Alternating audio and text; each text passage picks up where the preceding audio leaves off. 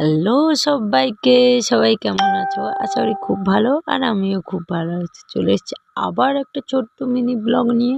তো আজকের গেছিলাম আমাদের কুলপি মার্কেটের রাসমেলায়। তো আমি গেছিলাম আমার বরের সঙ্গে এবং আমার দেওরও গেছিল।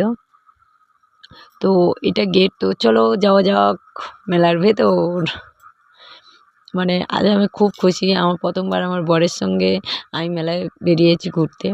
যেহেতু আমার শ্বশুরবাড়িতে কেউ নেই, আমার শ্বশুর এবং আমি আর আমার বর, তো আর কেউ নেই। ছোট্ট ফ্যামিলিতে অনেক হ্যাপি, আমি সত্যি বলছি অনেকটাই হ্যাপি। তো আর আজকে গেছিলাম রাসমেলায়, যেহেতু আমার শ্বশুর যায়নি, আমি আমার বর মিলে গেছিলাম।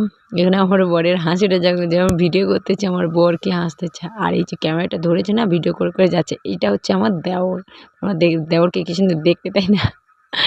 তো যাই হোক, চলে গেছিলাম আমার বরের হাতটা ধরে মেলার মাঝখান দিয়ে।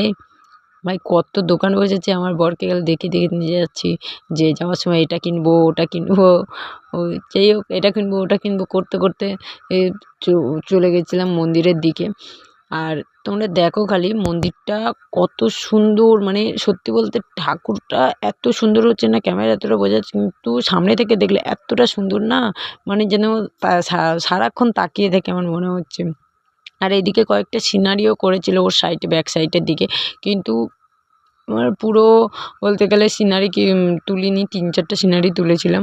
তো ওখান থেকে বেরোনোর পরে আমরা গেছিলাম সাইডে নৈহাটির বড় মার কাছে। তো চলো নৈহাটির বড় মারটাকে তোমাদের দেখাই। এখানে করেছিল কুলপিতে যে রাসমেলা হচ্ছে, ওখানে করেছিল নৈহাটির বড় মাকে।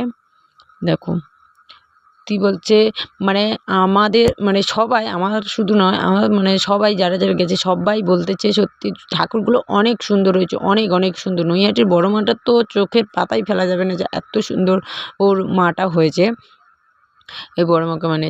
তারপরে এদিকে চলে এসেছিলাম আমি সেলের দোকানে। ভাই মানে সেলের দোকানে এসে এতগুলো জিনিস কিনেছি, দেখতেই পাচ্ছ। আমার বর আর আমার দেওর বিরক্তি হয়ে বলতেছে যে আর কোনো দিন তোমার সঙ্গে আসবো না। কী বলবো গাইস, মানে আমি যতগুলো জিনিস ছিল সব কিনে নিয়েছি, আর বলতে পারলাম বেকার টাকা খরচ করে নিয়ে সংসারের জিনিসপত্র কিনেছি। তারপরে এদিকে ব্যাক সাইডে দেখো নাগরদোলা, তারপর বাচ্চাদের গাড়ির রেটের ডিস্কো টিস্কো এগুলো বসেছিল। ওইগুলো দেখার পরে আমরা ওই সাইড থেকে বেরিয়ে গেছিলাম।